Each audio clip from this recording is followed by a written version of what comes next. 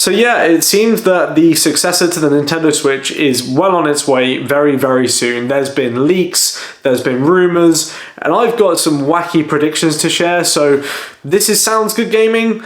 Let's talk about it. The Nintendo Switch 2 has been a real enigma for like the past few years. It initially emerged as like a Switch Pro mid-cycle refresh, and then it kind of evolved into other things, into a successor. There were rumors around the release of Tears of the Kingdom. There have been so many times that we've seen a gameplay trailer for something on the Switch and been like, that's not on the Switch hardware, that's on Switch 2, that's on Switch Pro, or whatever it's been called at the time in the community. And, well, we've never been right, until it seems now. This all changed at some point last year, when the president of Nintendo, Mr. Furukawa, tweeted very casually from the Nintendo Japan Twitter account that... This is Furukawa, we're making a successor to the Nintendo Switch, be patient, it's coming. And then it went radio silence, as you would expect. The Switch was still doing really well, and Nintendo was still making games for it, so it makes total sense that they would then cut all communications about the potential sequel to the Nintendo Switch, because there's still the Nintendo Switch to worry about, and there's still games coming out as well, more importantly. So then cut to near the end of last year. Once again, Mr. Furukawa, he hits up that Twitter account, and what does he say? Oh, by the way, the successor to the Nintendo Switch is going to be backwards compatible with games for the Nintendo Switch. And that was something that a lot of people were really worried about. I'm not gonna lie, I mean, it's very easy to say this now, but I never lost faith in that. It makes complete sense that a successor console would be backwards compatible. Nintendo has actually pretty much always been fairly reliable with backwards compatibility, the Switch being one of the really key outliers. So I was fairly confident that we'd be getting a backwards compatible system, one that probably would stick around the similar concept, because now that you've gone hybrid, it's really hard to kind of pull back and you know, go to some other crazy new idea. So, you know, I was fairly hopeful we'd have backwards compatibility, and that was confirmed pretty early on. And I must be honest, I was thinking that this thing would be revealed last October. I was thinking Nintendo are just going to do the exact same playbook again as they did with the Switch, reveal it in October, talk about it more in the new year, and then launch it early 2025. I was very, very wrong about that. That's fine, we take our L's and we learn, so yeah, this is where we are right now. So let's talk about the leaks. The first thing is that it will be called a Nintendo Switch 2. And that is something that I am very, very grateful for. And Nintendo, come here. Do not call it anything else, okay? You must call this the Nintendo Switch 2. It is so important that people know what this console is. And you may be thinking that I'm being a little bit dramatic, but I was a Nintendo fan during the Wii U era. I still bought one, still bought all the games for it.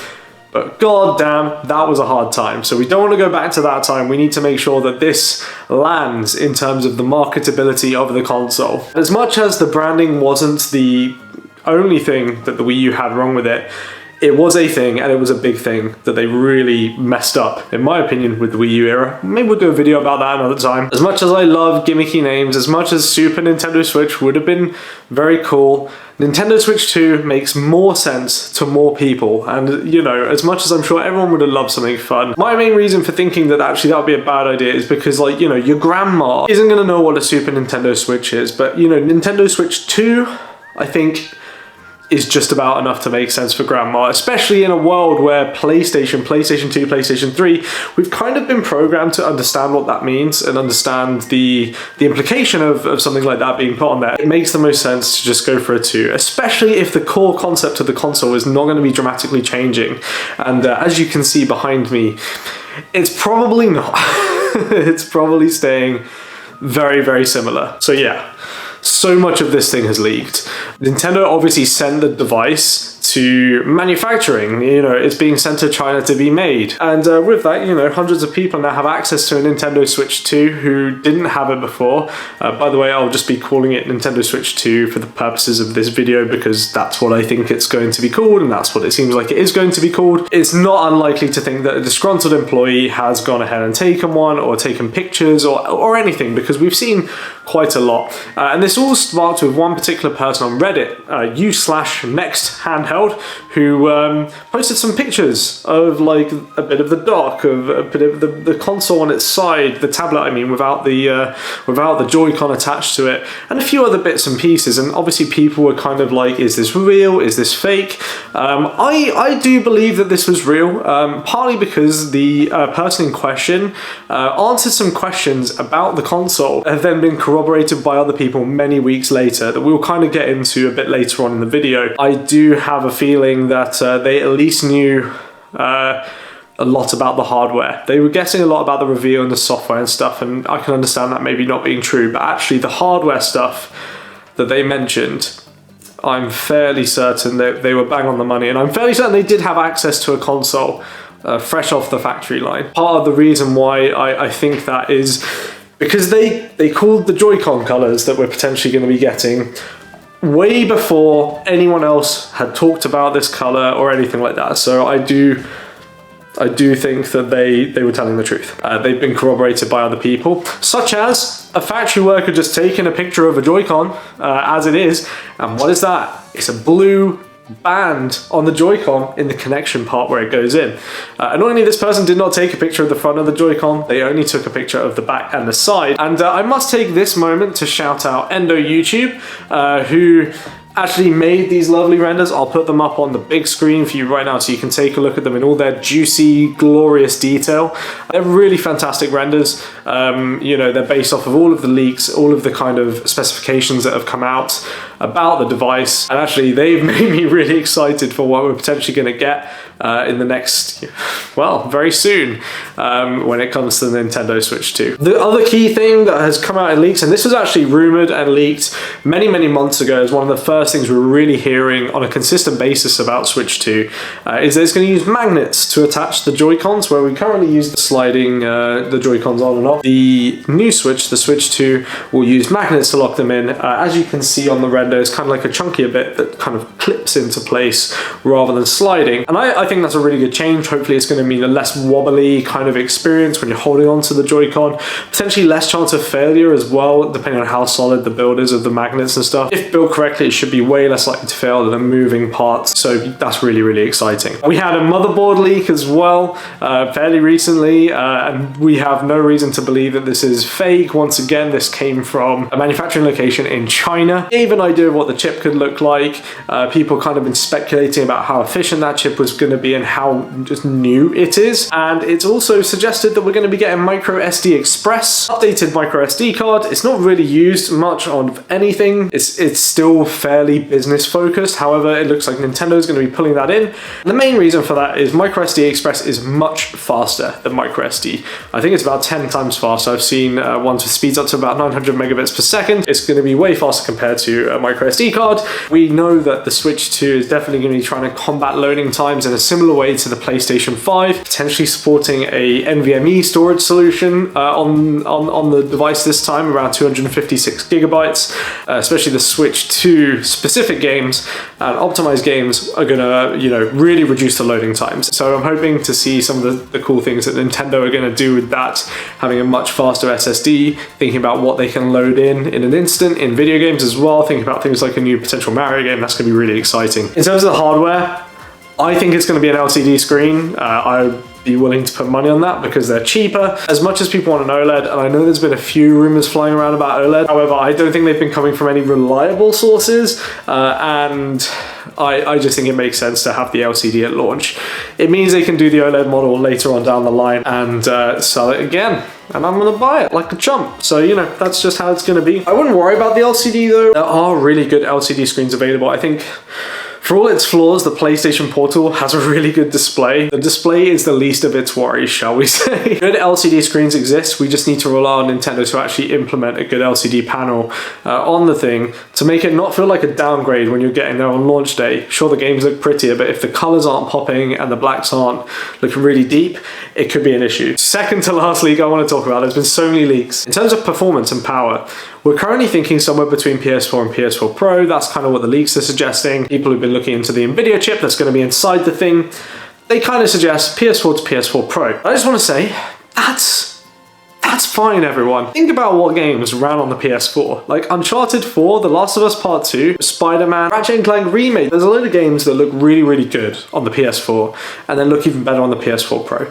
So I'm really not worried about that, considering this thing is something I can hold in my hands. That's insane performance. I think that's a really good place to hit, and considering how much Nintendo has gotten out of the Switch when it kind of is equivalent to like a Wii U, a bit more than a Wii U. You know, we're still kind of in that generation with the Switch, and the amount of stuff that Nintendo's been able to push out, like I'm thinking of things like Luigi's Mansion 3, Breath of the Wild, Tears of the Kingdom. They just look absolutely incredible. The amount of things going on and happening in them is insane. So to see what Nintendo will be able to do with a whole generational leap's worth of performance is really exciting, actually. So I'm not really worried about the performance aspect, because I think Nintendo is fantastic at optimization. They really know how to utilize art styles to make their games as efficient as possible. Third parties, it could be a bit more concerning. However, we do have the Xbox Series S that still exists, and so developers are having to target that, and I think that is a brilliant opportunity for Nintendo, because actually, you know, if you take a Series S game and maybe downgrade it a tiny little bit, maybe you'll make it run on Switch too. I don't really know, but I'm not a developer for these platforms, but that's kind of just how it comes across to me. Let me know what you think about that in the comments, and while you're there, maybe subscribe as well to Sounds Good Gaming. The final leak. Oh my goodness, I've been recording for so long. This one is insane, and it just has that Nintendo wackiness to it that I hope it's real. Okay, so I'm sure everyone has heard of this as well. Like, I'm not bringing new information. There is a very strong chance that the new Joy-Con will have a mouse mode to them. There's this little hole on the Joy-Con rail, and people have spotted like a little light, and it kind of looks like the optical sensor you'd find on a mouse. And so people are theorizing that actually you're going to be able to put the Joy-Con on its side and move it around like a mouse. I love this idea. First of all, I think it unlocks some really cool gameplay opportunities, especially things like Mario Maker, real-time strategy, things like, you know, Civ is on the Switch. Imagine if you could play Civ and use a cursor instead of, you know, having to use the controllers and stuff. It's just that kooky Nintendo level that I feel like it could happen. And what made me convince more is like something that everyone has done, I'm sure. I'm sure you've done it as well, person at home. As I took one of my Joy-Con from my Switch, and I held it on its side, and I moved it around, and it weirdly ergonomically works. If you don't believe me, try it yourself. Nintendo Switch 2 is going to have a mouse mode. It's going to be the first console to ship with a mouse, potentially. It's just that kind of like Nintendo kookiness that I love so much. And yeah, so imagine, you know, you get a game, you can use the joystick, you could use gyro, or you can use a mouse. That comes with the console as well. Insane. And this does suggest that they're maybe going to be pushing tabletop mode a bit more with the successor. Who knows? You know, we'll see how that kind of like levels out and plays out when it comes to it. Okay, so we've talked about all the leaks. We've talked about all of the potential of the Switch 2. And then, NateTheHate, who's an industry insider. He gets a lot of information. I'm sure this dude knows a bunch of people in the industry who he gets very reliable information from. He's been pretty reliable in the past, or very reliable in the past, and he released a new podcast episode. He says Nintendo Switch 2 is going to be revealed on the 16th of January. That's 3 days away. And I was planning this video, I was like, crap, I better make the video. So 16th is going to be the reveal. I'm assuming from what he said, it's going to be kind of similar to how the Switch 1 was revealed. He said there's not going to be a major focus on software. It's going to be more about the hardware, which is totally fair enough. I think we will see people incidentally playing games, but I don't think he'll be like, here is Mario, here is Mario Kart, here is a new random game we came up with. It's going to basically be all about keeping it all about the hardware. And then there will be an event later on in February that will go through all of the games, and that could be in March, but he said he's pretty sure it's late February, and it will go through all the games. It will go through the official launch date, the launch price, I'm sure, as well, and all of the games that you can expect to get over the launch year of the Switch 2. And then he's like, oh yeah, and it's going to come out around May, maybe early June. That is a bit more of a fluid thing. He did clarify that it could change, but he was dead set on the 16th. He just came out straight out and said it. So massive shout out to Nate. Absolute legend. Thank you for sharing that with us. It does mean we now have a good idea of when the Switch 2 is going to be revealed. And I'm going to be keeping my eyes peeled on Thursday. I'm not going to be able to focus. I'm just going to be like Where's the Switch 2? That's a pretty big deal. So with that being said, that is a lot of the leaks that have been kind of coming out. I've been trying to summarize like months and months worth of leaks into one video, but let me know what you think about those in the comments. I'd be really, really interested to hear. And what I'm going to do is I'm going to post a predictions video about the Nintendo Switch 2. I'm going to try and post it tomorrow when you're seeing this. So definitely hit that subscribe button to check it out. Subscribe to Sounds Good Gaming. It's a brand new channel, but we're just trying to do some fun, positive gaming content on YouTube. Come and check out the predictions video when it launches. And I'll see you then. Thanks. Bye.